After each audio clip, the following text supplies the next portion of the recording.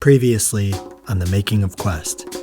I want to find one person and document their entire coaching journey as a series on my YouTube channel. That's a very big journey. All right, there we go. Text is in. Am I crazy? Am I insane? So I'm checking responses from my YouTube post to see how many applicants I got. I'm at a low point this week. I did talk with my friend and she is like, okay, let me just kind of sit with this, and she's gonna follow up. So 2 maybes.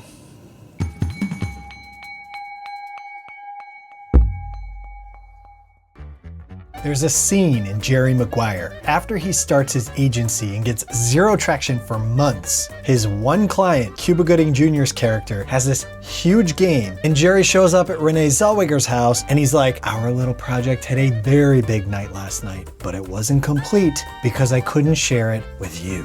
Right now, it's a little like you're the Renee Zellweger to my Jerry Maguire, minus the whole you complete me, you had me at hello thing. Because while you were gone, our little project had a very big night. A very big night indeed.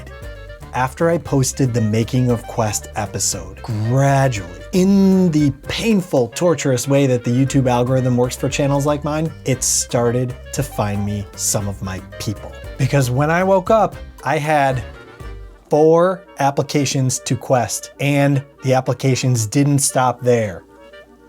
Part of me is excited. The other part of me, honestly, is a little bit terrified of making the wrong choice. I might need your help figuring this one out.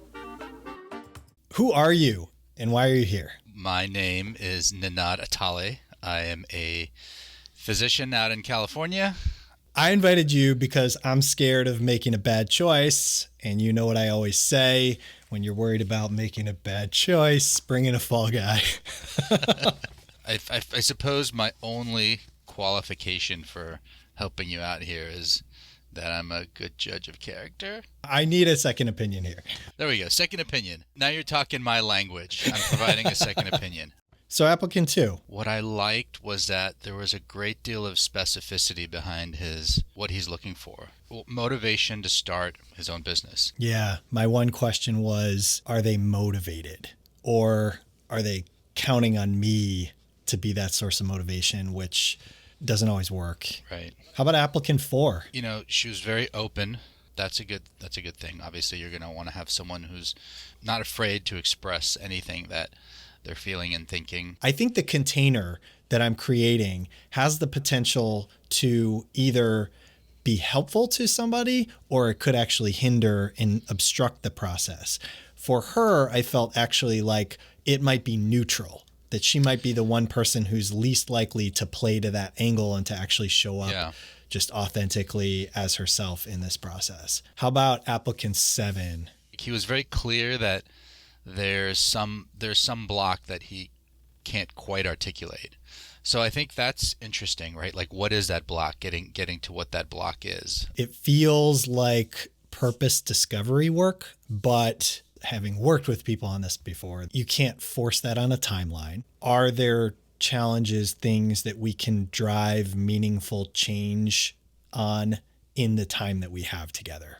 If you were to zoom out from all of this and just think, what makes somebody the right person? What kind of transformation would be compelling? What are your thoughts now at the 25,000 foot level? My first impression of all these candidates is that they sound really cool, and that any one of them could provide a good journey. I mean, these people could have a wide variety of things that they're trying to accomplish or do.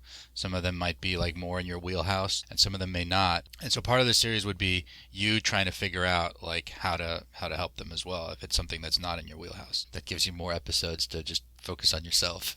Yes, that's really what we're here to do. It's a good point, though. Actually, right now, I don't have one specific avatar for a viewer in mind. Mm-hmm. And so as you were just describing that, it came into my head that you could have somebody who's like really geeking out on the coaching process and actually like wants to see the nitty-gritty work and really like diving deep into somebody's psyche and their blocks, and has the patience to watch a longer stretch of conversation to yield that nugget. Or you could have somebody who's like, I'm just rooting for this. You know, it's like I'm watching The Biggest Loser and I just want to see them drop the pounds. To your point, like if I'm working with somebody who's not like my typical person, which there's one or two people in this applicant pool who would be, I think, quite different from people I've worked with, that could be interesting in itself for me and my personal growth, and also could yield something I don't even expect. Yeah. I mean, I suppose I would be biased because I would watch it to see you and like your process in this, right? But I wouldn't, you know, even though I know you, there's probably other people that are looking for, you know, how does Mike deal with this situation? Like, what does he, like, what do coaches do? Like going into more of like your process. Yeah. I came in with one point of view about what would make somebody a good candidate. And now, having actually seen these real applicants, things got more complicated. Here's the reality of this situation.